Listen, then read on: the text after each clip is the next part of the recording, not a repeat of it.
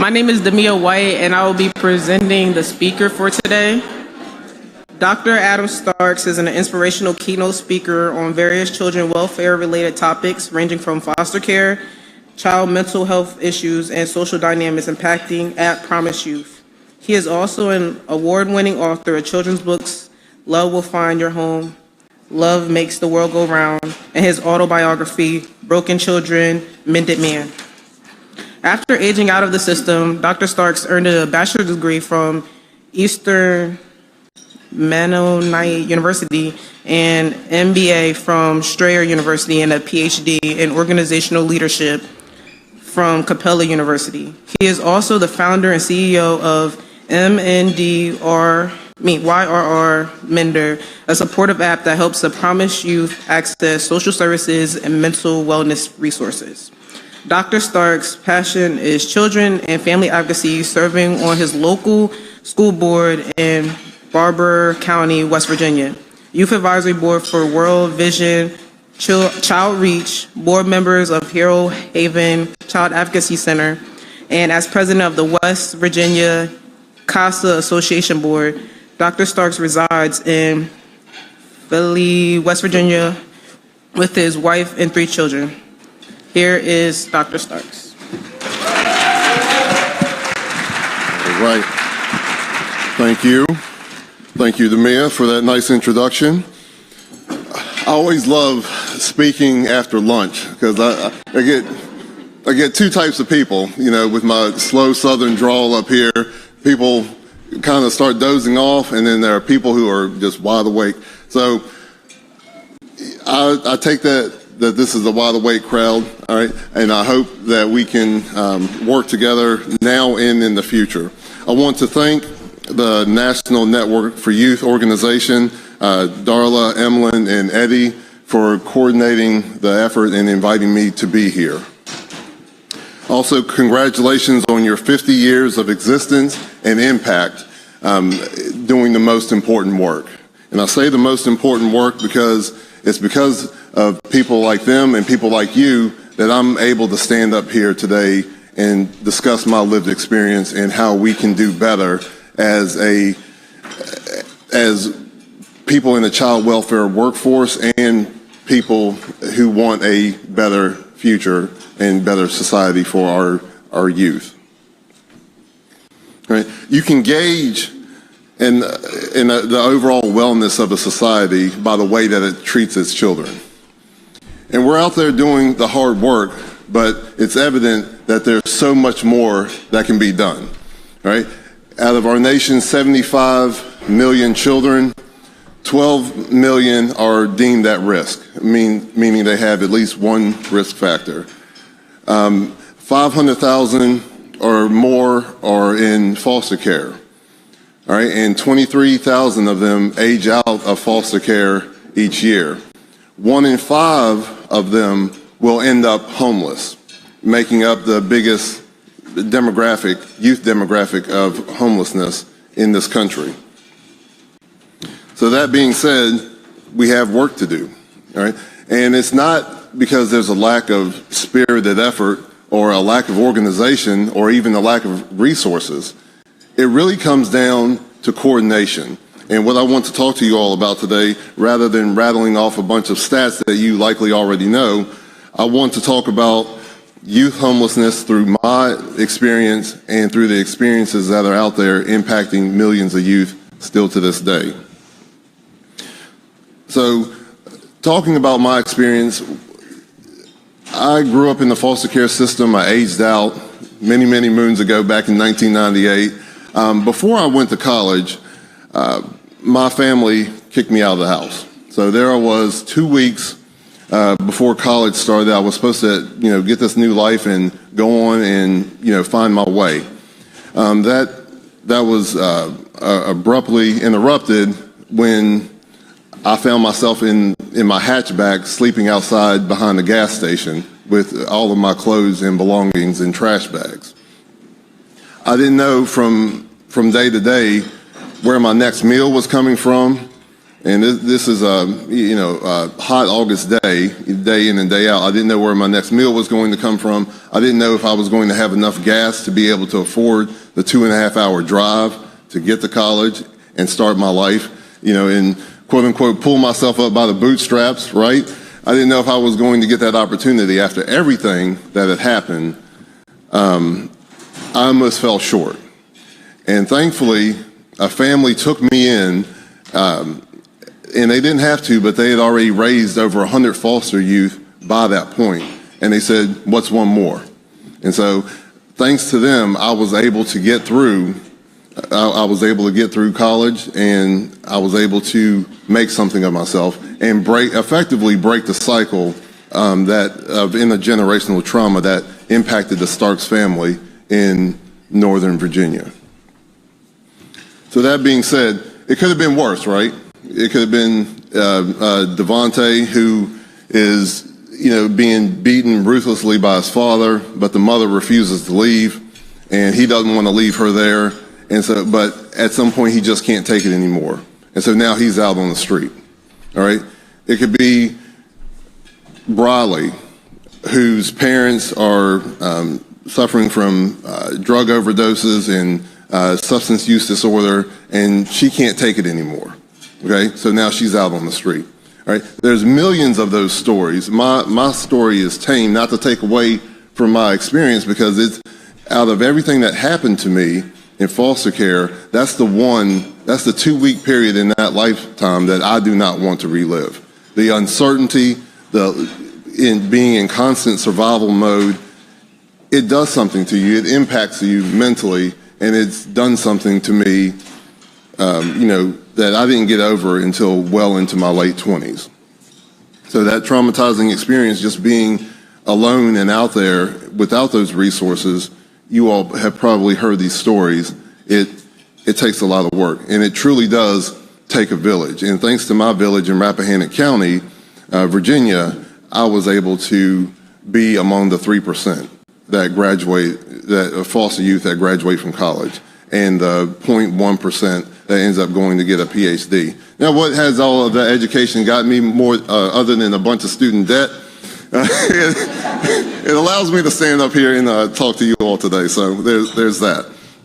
But I want to talk to you all about looking at this problem, youth homelessness, through the lens of social drivers of health, or social determinants of health, right? And it really comes down to we're trying to solve a puzzle. Each one of you are a puzzle piece, and we're trying to put all of that together and make the youth experience in America better.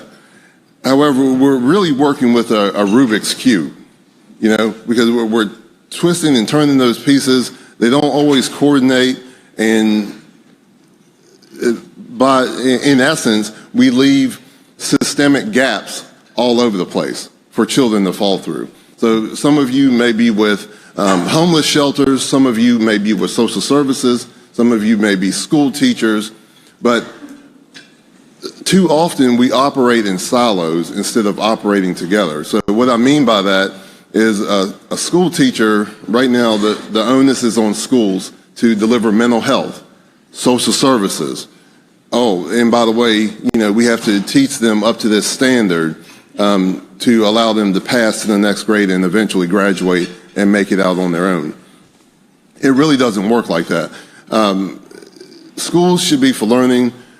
Nonprofits that are addressing food security, they should be involved in those schools, directly involved in those schools.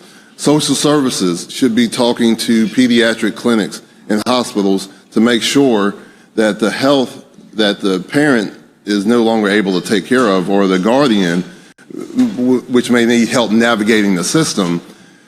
We all need to work together in a way that streamlines the youth experience in this country, regardless if they have disruptions in their lives or not. So let's talk about the neighborhood environment. We're talking about youth homelessness, and you think of Maslow's hierarchy of needs.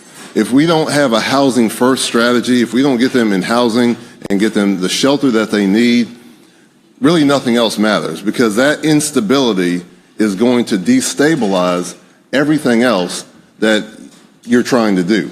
So if we get them housing, okay, what about food? What about school? What about their health? Okay, all of those things need to be combined, and you can't do it alone, right? Yeah, it's not your specialty.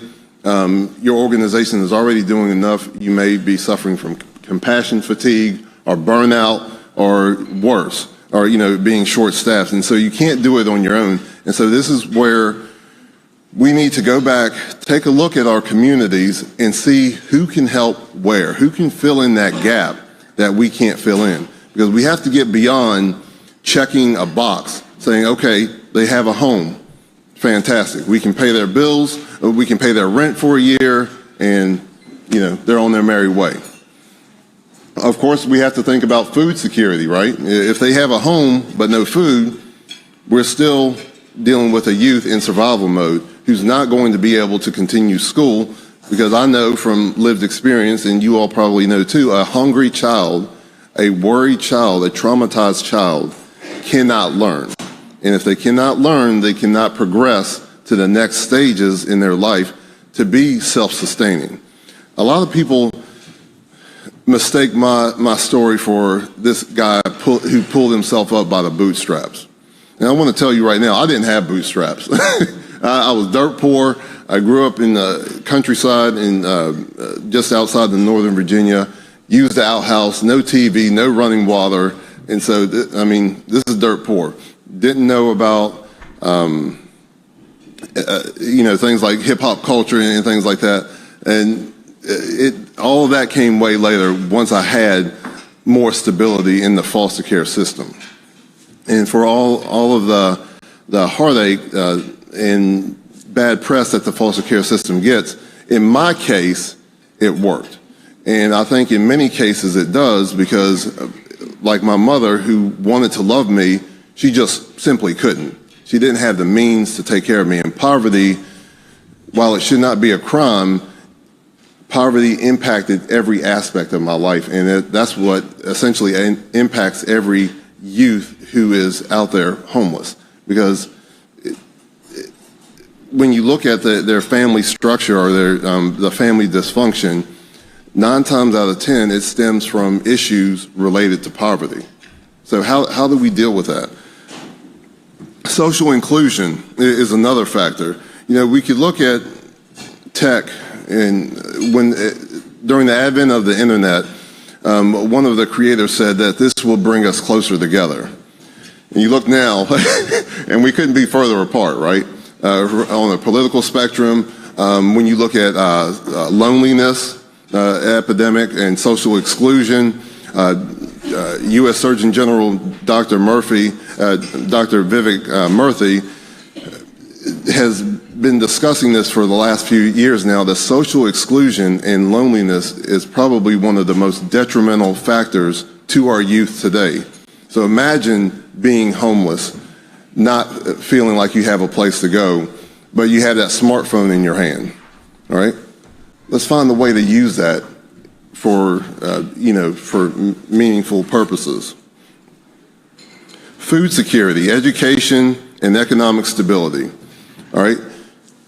Those 3 things, if we don't take care of the basics during a young person's formative years, they're not going to be able to pull themselves up, get that education, or go to a trade school and work and become a productive member of society. I was one of the lucky ones because of the community that took care of me. Meaning, I've been able to write, author and publish books.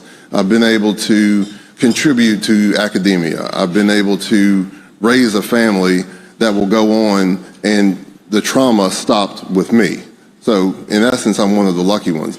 But it was because of people like you who made an impact that you may not see day in and day out. But it's because of people like you that makes my story possible and makes my story scalable all throughout our nation.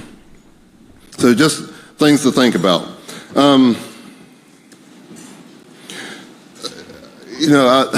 As much as I love being a part of this event, I don't feel like you will walk away saying, oh, the Adam guy, he was okay, not a bad speaker, and we get to check off a box, right? You came to the conference, you get your CEUs, and you go back to work on Monday. So here's my challenge for you, because you all need help out there. You all need the assistance, because this problem is metastasizing throughout the nation, despite your hard work. And it's not because you're not doing enough, it's because the system is not working in your favor. And, I'm saying this with a capital in the backdrop as we walk outside. That system has to change. It has to change from the top down. So what I would love for each and every one of you to do, all right, as an action item, is call, email, write, or all of the above. In my case, in West Virginia, all of the above, to get your representatives to listen. So your representatives and senators, and tell them to support the Runaway and Homeless Youth and Trafficking Prevention Act of 2023.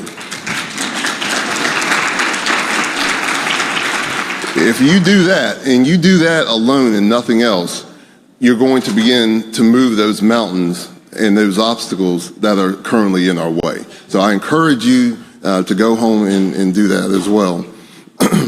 This comprehensive bill will effectively address a variety of needs associated with the social drivers or determinants of health. All right, everything that I mentioned is in this bill, and if we can get the funding needed for that, because we live in a society, unfortunately, where it all comes down to money, right? It comes down to money and access to money. And so if we can get the funding that we need associated with this bill, we can begin to make the positive changes that we need. It'll also help alleviate despair of the youth experiencing homelessness and putting themselves in desperate situations, which help traffickers and dangerous or bad actors in the child welfare space. Desmond Tutu once said, eventually we need to stop pulling people out of the stream and go upstream and find out why they're falling in the first place. All right? We need an upstream approach to this complex problem, because if we just solve it by checking a box within our own four walls and then leaving, the youth are going to continue falling through the systemic gaps. All right? Homelessness is up 12%. Bankruptcies are up 16%. It's getting harder. My story of upward mobility is nearly impossible for a youth to achieve. The Brookings Institution said that it takes roughly 20 years of nothing going wrong for a person to achieve the upward mobility that I was able to do. And I say but I had a lot of help along the way, thanks to my community, and that's where you all step in. So I challenge you to go beyond checking the box.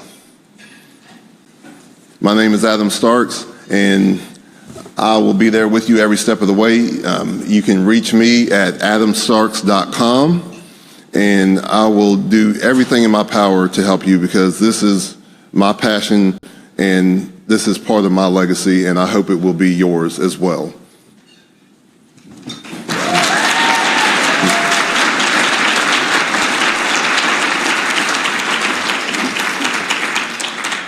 All right, now I think I'm supposed to take some questions. I'll be glad to do that at this time, or if you all have any comments or need clarification on what the heck social determinants of health are. It's a mouthful, but it's definitely the way that we should be looking at this, this complex set of issues. Any questions out there? Well, you all didn't fall asleep, so that's cool. Thank you for that. So I see some people still eating there. Yeah, they offered me a meal, and I decided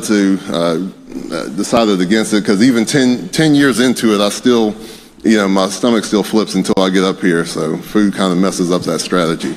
But yeah, I do really appreciate the work that you all are doing. I haven't had a chance to meet all of you, obviously, but I will be available for an hour or two after this session. I know you all have other sessions to go to, but if you want to connect in any meaningful way, in the process of creating an app that's going to make all of your lives a lot easier, because that's where we need to go with this. Everything that I'm talking about is easier said than done, all right? And so I acknowledge that when I'm up here preaching, it's easier said than done.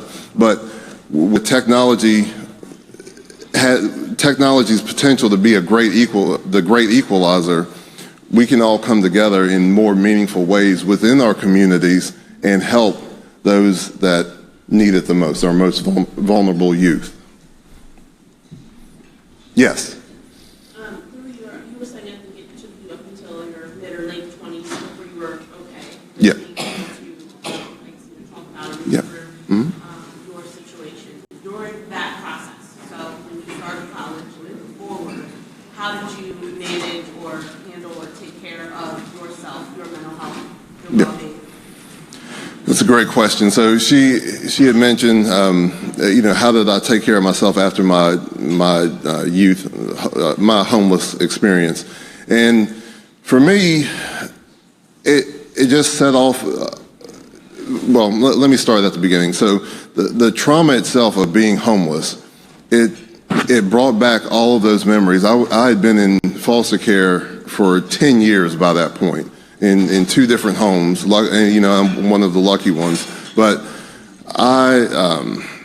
it brought out that survival mode, and it's hard to turn that off. Once that gets started again, and I've been broke a couple times, in my 30s and stuff like that. Again, that those childhood issues can impact you for a lifetime. And so for me, it was really about finding things that I was good at. So, keeping up my self-esteem to make myself feel worthy. And for me, it was track and field. I was recruited to college as a 110 and 400 hurdler. I was really good at it. I was running off raw talent, but I was winning, and that was the one thing that I was good at. Academics took a little bit longer to come along, but that was due to a variety of other issues. I missed 150 days between kindergarten and third grade, and I spent, those truancy laws probably written because of me, but I missed a lot of school, and I was behind the curve, up until about my sophomore year of college. But once I was able to read and comprehend, that also helped with my self-esteem. And so I think it comes down to a point of, whether or not you feel worthy. You wonder, why people, I think youth in that situation wonder why people don't love them, all right, or why they're not worthy of love. And nothing could be further from the truth. It's just a horrible situation that they found themselves in. It's not their fault that their parents, overdosed on drugs. It's not their fault that their parents can't take care of them. Like I said, my mother wanted to take care of me. She did love me, but she was also paranoid schizophrenic, unchecked, unmedicated, and she was addicted to alcohol. And she had four more of us that weren't being taken care of. And so it was up to me to steal food from school and feed my brothers and stuff. And that's no life for anyone. As traumatic as it was to be taken and placed in a foster home, that situation was not going to end well if we stayed there. And so I think, and that's something that I struggle with is, why doesn't anyone love me? Why doesn't anyone want me? And that's unfortunate, but I did find out that was not the case. But I still had to make my own way in terms of keep staying in school, staying with what I was good at, and finding what I was good at. And so to answer your question, finding your purpose and finding your worth. And it's up to you all, as successful people, to help the youth do that. Yes. One moment. If you have a question, if you could speak into the mic so the folks online can hear you as well.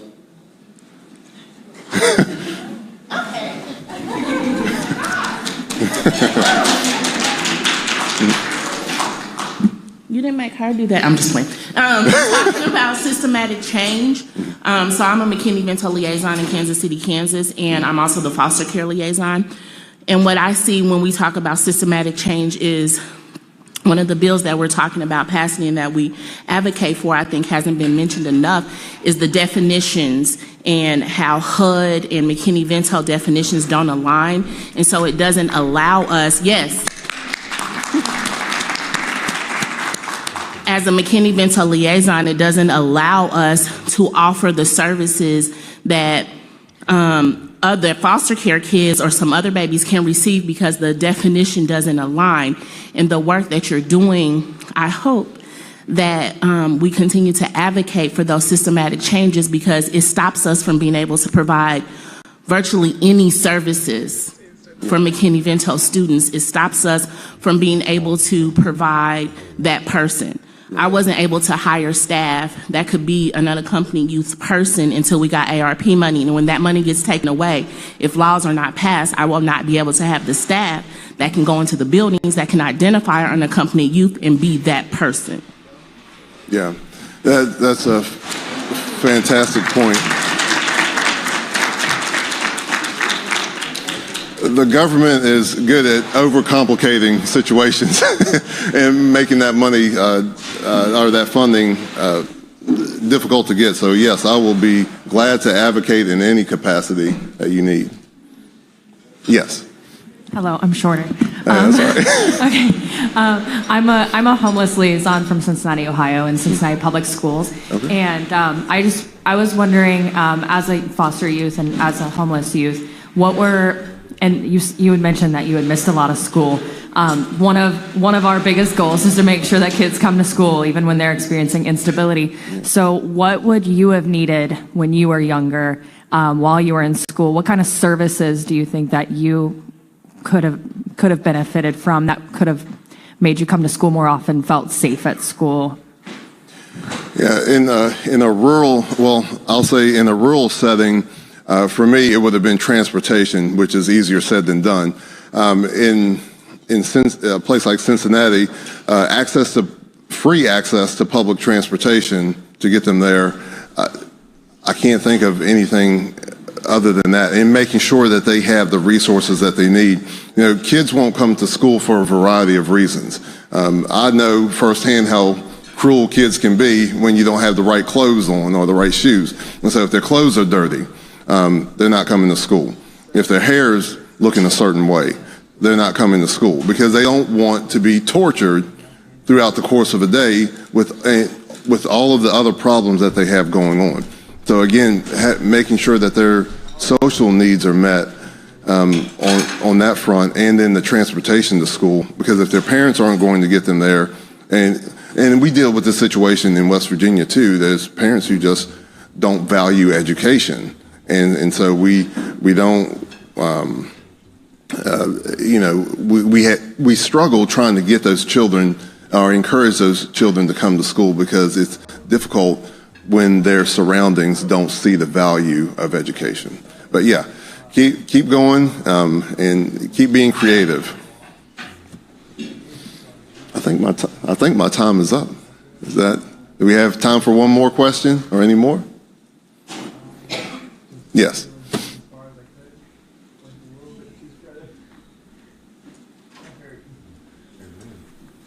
Well, thank you for sharing your story. I know that's really hard too. I had a question about, some of the things you talked about are dignifying, how do we treat these young adults and youth as humans? Sometimes I think there's this attempt to protect their physical safety, but what does it look like to protect also their social safety and mental safety? And I think something you've talked about is even using a trash bag. I like that. How dignifying, what statement is that giving to youth, or the hair and the clothes? And so I think, can you speak more about what are the things that made you feel, okay, dignified and like gave you that control and autonomy in your life, and what are, as a group, what can we do beyond the safety to create that space for youth and children? Yeah, that's a fantastic question. For me, it was really about gravitating toward the people who treated me normal. And what I mean by that, they didn't label me as the foster kid. They didn't label me as the poor kid. I was just Adam. You know, it's just as simple as that. And that's what they want more than anything, is to just be treated with dignity and respect. Everyone's going through something in some form or fashion, but they don't want that to be their identity. They don't want you to feel sorry for them. I hated it when people felt sorry for me, you know, and I don't need that pat on the back. What I need is access to resources. And that's how, just talking to them, it doesn't matter if it's in Texas or Florida or North Carolina or some of the other places I've had the opportunity to speak to youth, they all say the same thing, is we just want to be.